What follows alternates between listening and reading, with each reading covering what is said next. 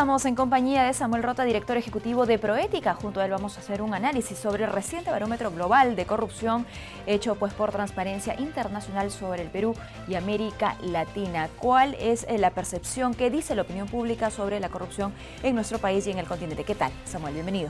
Buenos días, mucho gusto. Muchísimas gracias por acompañarnos. Este es un estudio que se hace año a año, me parece. Cada 2 años. O cada 2 años. Esta es una encuesta global. Muy bien, cada 2 años. Esta es la 10ª edición.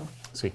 La 10ª edición, básicamente vamos a ir obviamente detalle por detalle, pero ¿qué es lo que revela a grandes rasgos sobre nuestro continente y la coyuntura que estamos viviendo en la actualidad?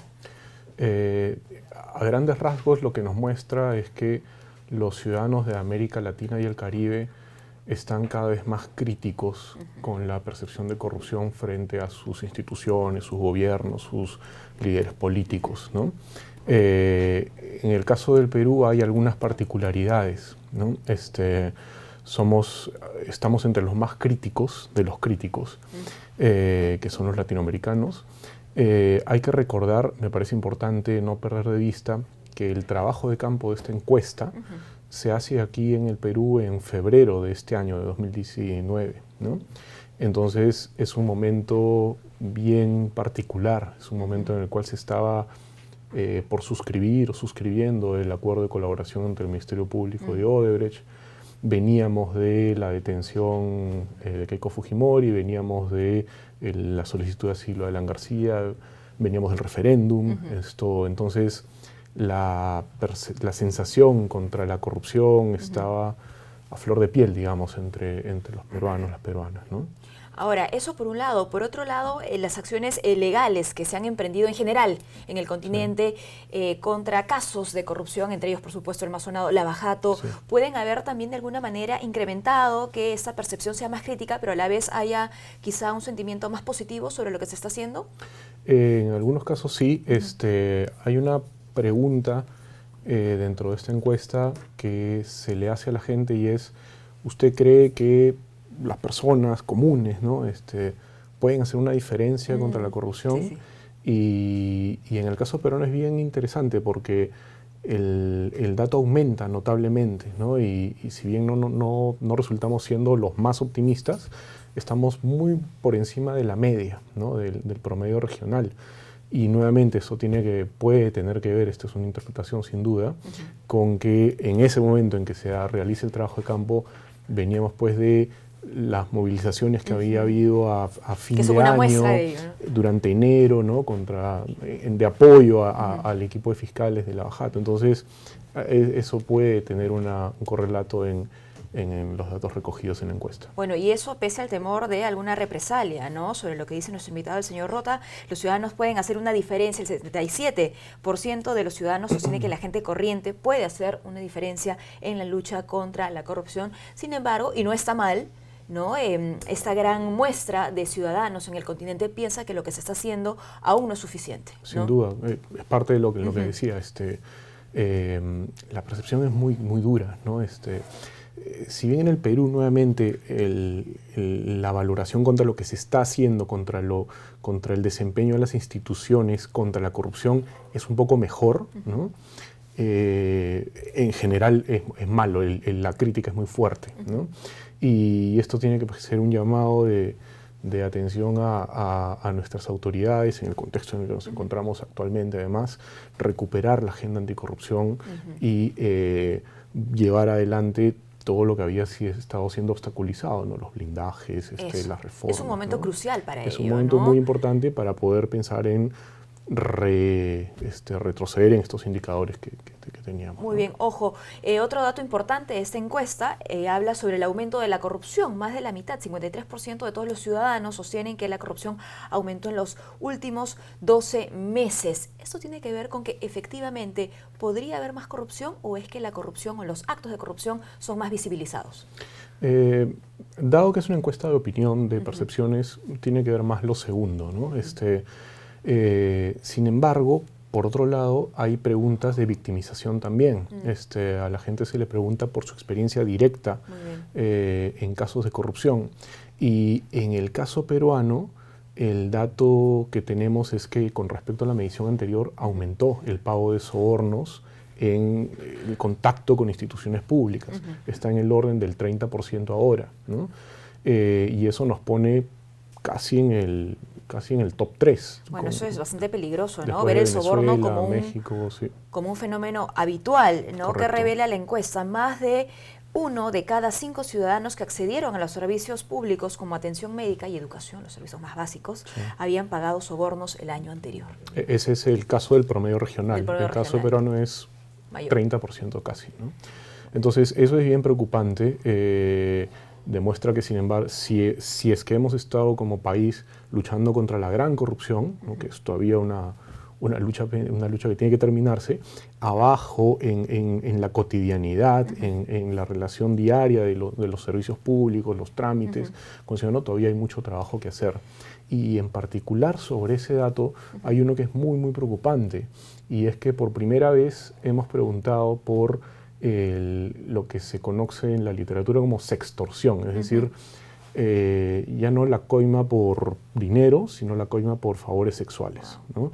Y en este caso, en el caso peruano, es 1 de cada 5 personas ha sido víctima directamente o conoce a alguien que directamente ha sido víctima de este tipo de soborno, más bien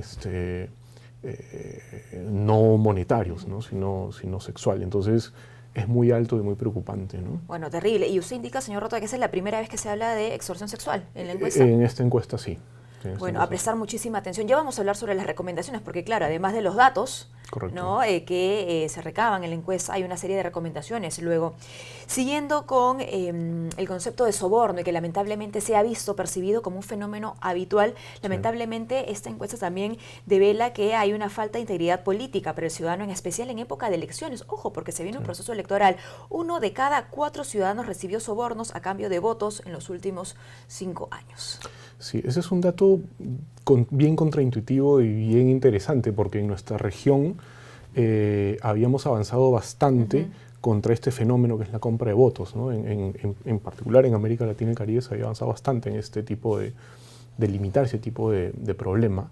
En el Perú no había mayores reportes de este y la normativa estaba haciéndole la lucha también, exactamente. ¿No? Sin embargo, lo que pregunta esta encuesta es si es que en los últimos 5 años, durante las elecciones de los últimos 5 años, a usted le han ofrecido un soborno a cambio de votar en una u otra dirección, ¿no?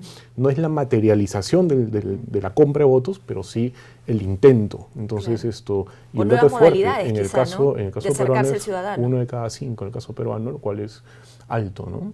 Entonces, esto nos hace pensar en la necesidad de reajustar el concepto de compra de votos y repensarlo, ¿no? Los órganos electorales tienen ahí un desafío para poder terminar de erradicar este problema, ¿no? Ahora, en la encuesta el ciudadano también hace mención sobre algunos perfiles, roles que pueden ser considerados los más corruptos, ¿no? Estamos hablando de presidentes, primeros ministros y parlamentarios. Más de la mitad de personas sostienen que la mayoría o todos los políticos electos y sus funcionarios son corruptos. Sí.